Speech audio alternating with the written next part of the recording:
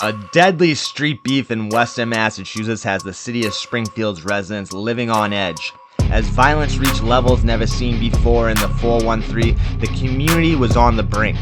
Mayor Dominic J. Sarno tried to calm his residents' fears, but after this summer's melee, it would seem that not even the police are safe from the city's dangerous street organizations. What's up, everyone? Welcome back. I hope everyone had a very Merry Christmas. Hopefully you'll see this video by New Year's, so I want to wish everyone a happy and healthy New Year's as well. For this video, we're going to take a trip out to the wild west of Massachusetts, the 413. I have often said on this channel that the greater Springfield area, which is represented by the area code 413, is a completely different animal than the rest of the Commonwealth. Springfield people, especially like the old school Italian guys, have a very distinct accent, more similar to upstate New York cities like Rochester or something like that. Geographically, Springfield is closer to Albany than it is to Boston.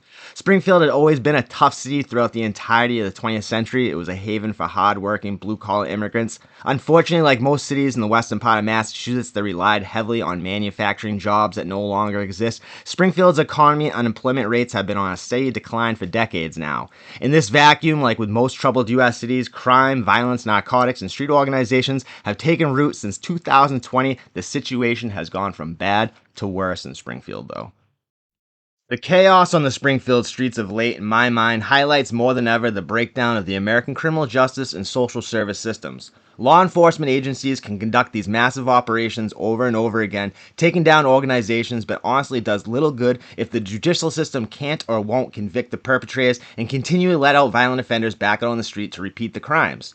The more glaring problem, in my opinion, though, is the lack of youth services in Springfield and the Commonwealth in general. We live in one of the wealthiest areas in the country. There's no reason why there can't be more after-school programs, rec centers, or just positive places in general for the Bay State's youth.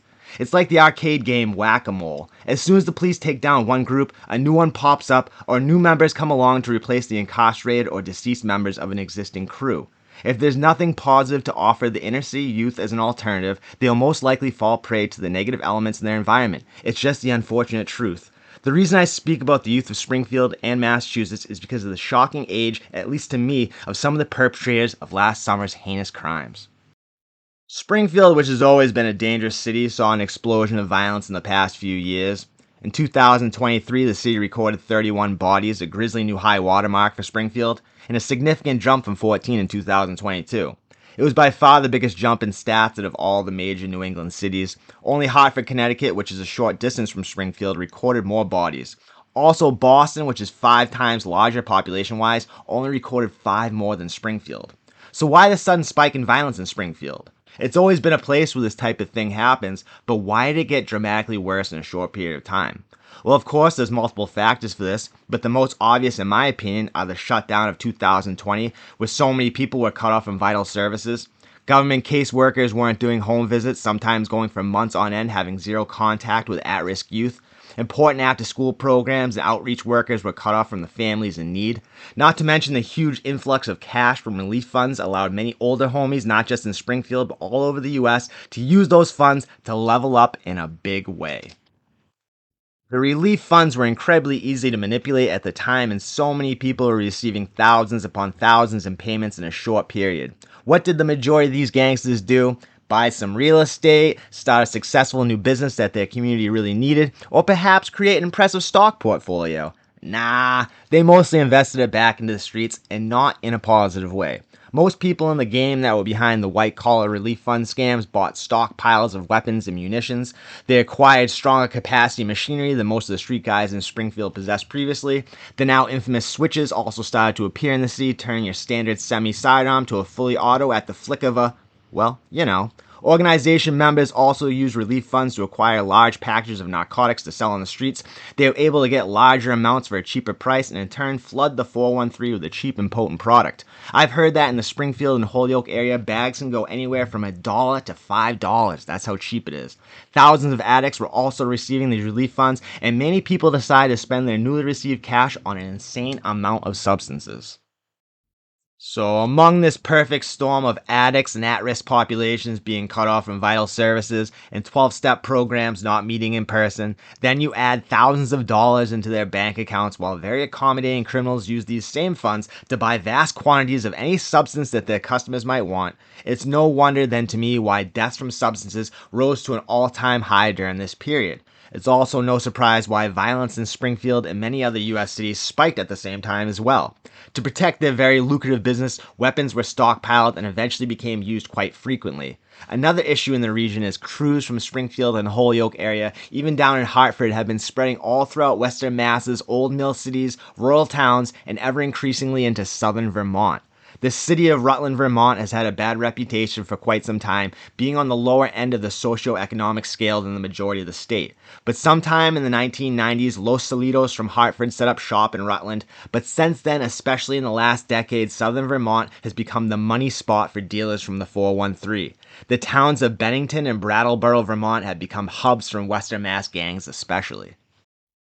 Without a coordinated effort between law enforcement, the judicial system, policymakers, and prevention services, it doesn't matter how many people you arrest, as history shows. A few years ago, the feds launched Operation Throwdown, taking out the leadership of the Latin Kings in Massachusetts and beyond.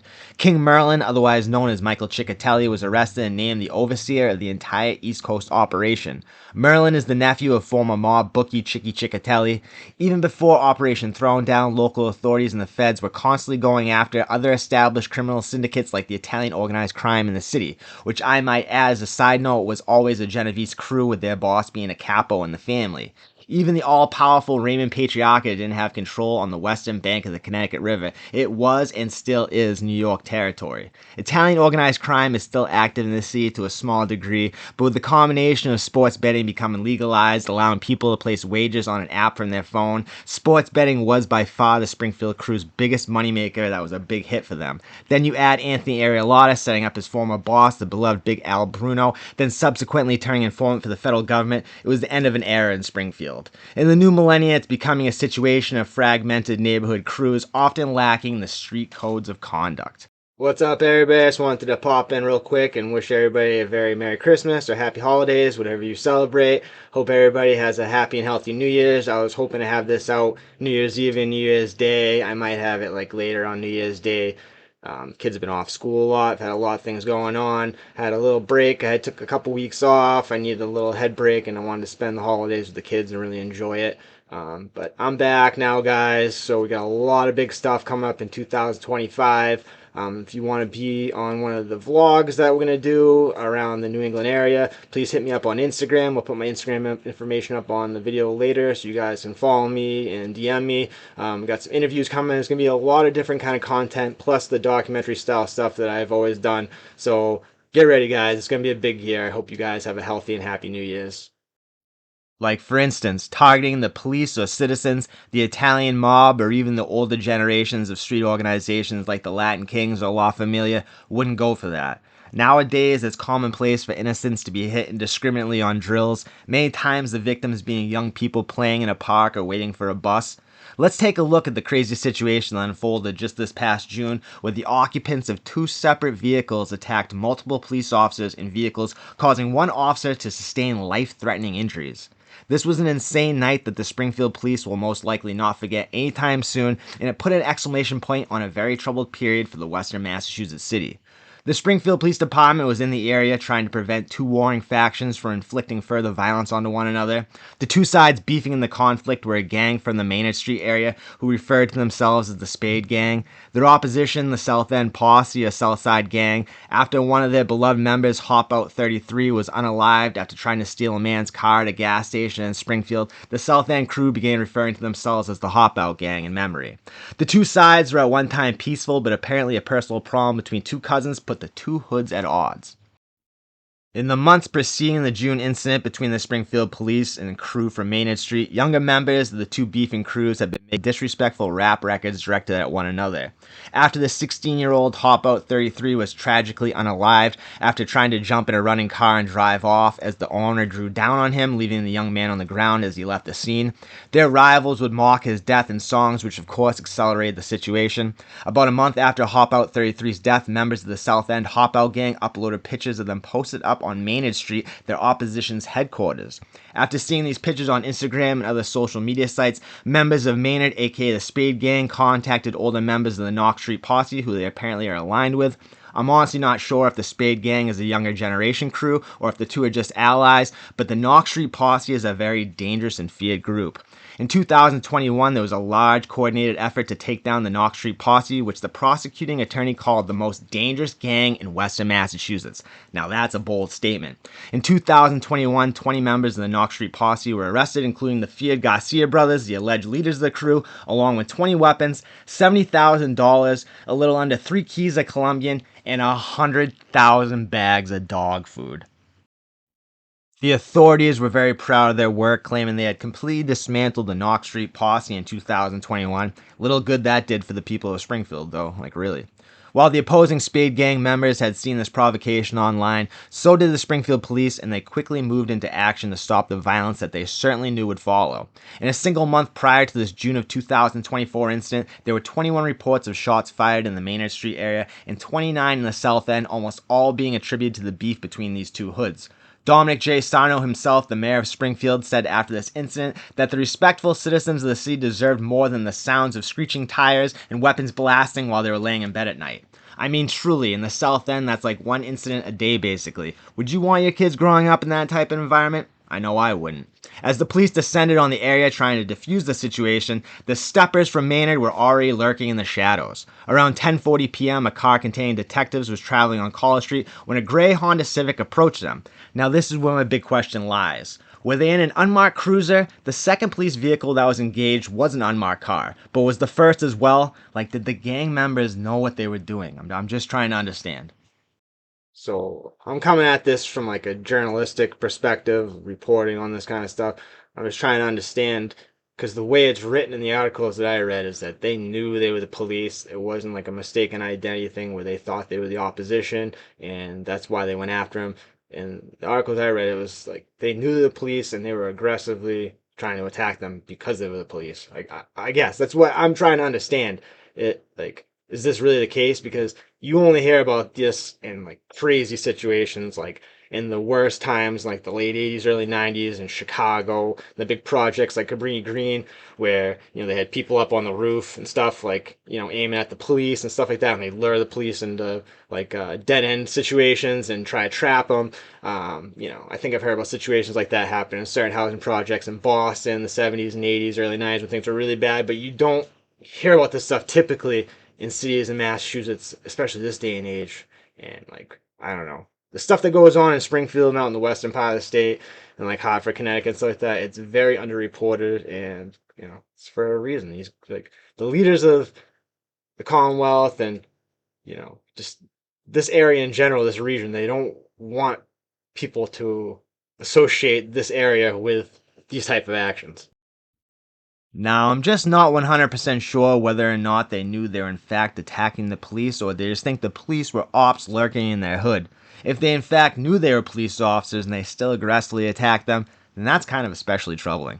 As the car with detectives inside tried to accelerate down College Street away from the Civic, multiple people inside opened up on the police, striking the car but not hitting anyone. While this was transpiring, other Springfield DTs rushed to the scene to assist. As an unmarked cruiser with detectives approached the scene, a white Jeep Cherokee popped up out of nowhere and fired at the detectives near the intersections of State Street and Hunter Place. The car was peppered 5 times, the officers were shooken up, but they were okay.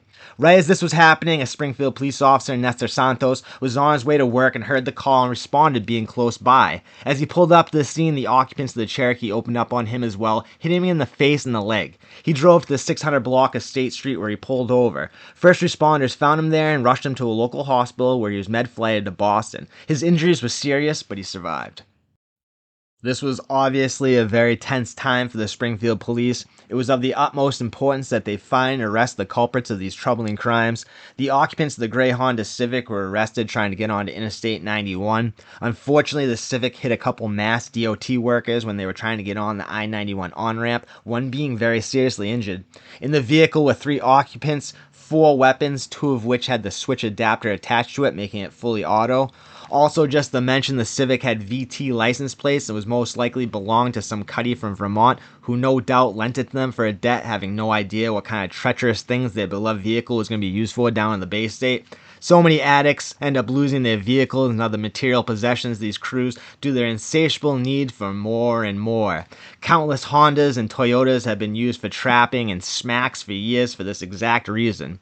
Along with help from the Mass State Police, who conveniently happen to have a barracks right in the city of Springfield, the local police tracked down the Jeep Cherokee down to a city residence with 3 more people arrested, along with another arsenal of weapons. Another man connected to the Jeep Cherokee was also arrested for his role in the melee, and that would bring the total number of perpetrators to 7. Out of these 7, the ages were quite surprising, to me at least. 2 men from the older generation, ages 31 and 26, I'm not sure if they were big homies or possibly members of Knox Street, but the rest were much younger. There were 3 18-year-olds, 1 17-year-old, and just like the deceased Hopout 33, there was a 16-year-old involved in this brazen attack against the police. More unsettling, the 16-year-old who took part in this violence was already out on bond for another violent crime involving a weapon. This is the police's main gripe with the courts. They can keep locking these guys up, but if the courts can't keep them incarcerated, there's not much the cops can do. In their opinion, it's just giving the gangsters more confidence in the fact that they can traffic narcotics and commit violence with little to no repercussions from the judicial system.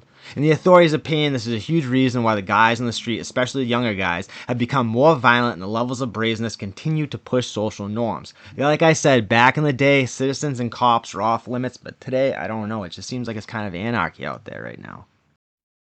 Officer Nestor Santos, a 7-year veteran of the Springfield Police Department who just in 2023 won the prestigious Medal of Valor for his service to the city. He was med-flagged to Boston, which has some of the best hospitals in the world. He ended up recovering from his wounds. Before Springfield, Officer Santos served on a force in central Massachusetts as well. The Springfield Police Department will most likely not forget this incident anytime soon and will most likely approach future situations with much more caution. Just in November last month of this year, a man standing in a doorway of a building in Springfield at 1 a.m. brandishing 2 weapons was subsequently unalived by the police. I've also seen a video online where a man is throwing hatchets at a Springfield cop and some stateies who arrived by the nearby barracks. You can see the hatchets flying at him from the dash cam. It's crazy. Being a Springfield cop certainly isn't for the faint at heart.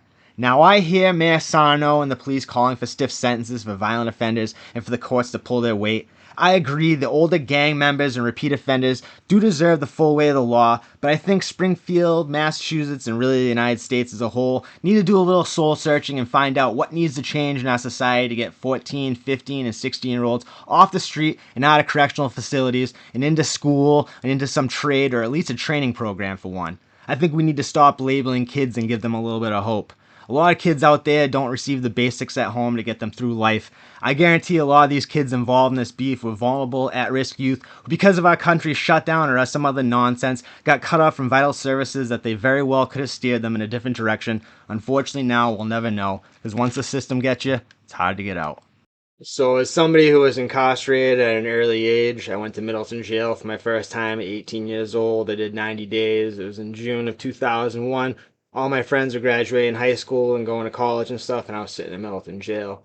So I know what that can do to a young man. It can be very detrimental. Sometimes it can take years, decades, sometimes lifetime to shake off like the damage and trauma that being incarcerated at an early age can do for so many different reasons. So, I'm just saying, maybe we can offer some positive solutions and positive options to the youth of the Commonwealth and really in the United States as a whole, all over the world, really. These problems are everywhere at this point. But just, let's try to help the youth instead of just labeling them as bad. But you guys know the most important part. And that's why I say this at the end of every video, because our choices and our decisions are everything in life. We have to stand by them, good, bad, and different. So make good choices, make good decisions, take good care of yourselves, your friends, your family, your fellow human beings. Try to have a nice day, guys. Have a very happy new year. God bless.